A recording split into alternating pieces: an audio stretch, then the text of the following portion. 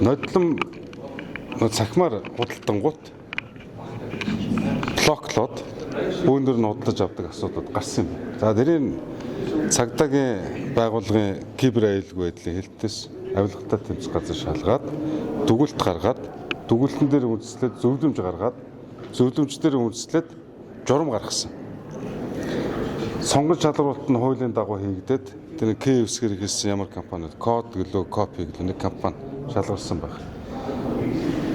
Худалдаа эхлэнгүүт цагдаа одоо бүр уучлаарай одоо үнэнийг тагнуул хүртэл чинь шалгаж байгаа. Нэг IP хаягнаас ороход 2 билет л худалдаж авах хэрэгтэй. Тэрнээс биш одоо шаглах зорилтоор олноор авах боломжгүй. Хэрвээ тийм зүйл гарсан бол өөрөө шалгадаад тэр худалдаа авалтууд нөвчөнгөө болоод тэгээд нэг кибер аюулгүй байдалтай холбоотой хууль заасан хариуцлага гаргах хэмжээнүүд нь явагдана.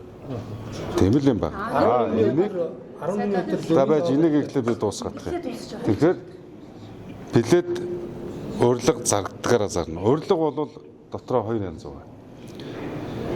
Нэг нь өчигдөр биесэн те гадны зоч төлөөлөгчд байна. Дээрээс нь хөгжлийн бэрхшээлтэй зарим иргэдэд төлбөргүй урилгыг өгнө. Удаж авахгүйгээр. Хөгжлийн бэрхшээлтэй иргэдэд зориулсан подиум тэнд барьж байгаа. Их хурлын гишүүдэд урилга тараагдана. Энэ өөрөө төлбөртэй байна.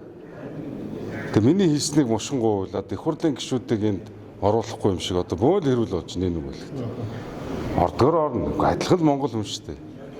Үздэгэр үзэг гагцгүй билетээ худалдаж авна. Яагаад урд нь тодорхой хэмжээнд үнэгүй тараагддаг байсан. Би үнэтэй болох гэдэг 7 хоногийн засгийн газрын хуралдаар би танилцуулна та бүхэнд. Байх юм бол одоо тэр улсууд нь уучлаарай хуулийнхын дагуу хариуцлага өглөө. Та ер нь жигнүүд хариуцлагатай тэмцэх газартай холбоотой сүүлийн мэдээлэл авсан уу? Шалгаж эхэлсэн эсэх асуудал. Би одоо тэдний ажил дээр юу болж ийн яаж ийн гэж хөндлөнгөөс оролцох ирэхгүй. Гагцгүй одоо би юу гэж хэлэх вөхөр та нар хяналт шалгалтын чинь дүн гарсан бол олон нийтэд хэвлэлийн төлөөлөгчөөрөө дамжуулаад мэдээлэл өгөөл гэж хэлж байна. Одоо ер нь ингээд та нараар дамжуулаад хэлж байна. Гадны жуулчид одоо үнэгүй үзнэ гэхээр бүх жуулч үнэгүй үзэх юм шиг бас ойлгоод байна. Үгүй дээ. Гадны жуулчид гэж бас юм шүү дээ. Гадны гэдэг чинь жуулчин байна. Мөн дипломат төлөөлөгчийн газрын албан агчид байна. Эднэрт элчин сайд нарт бол үнэгүй урилга. Гадны жуулчид бол худалдаж авна.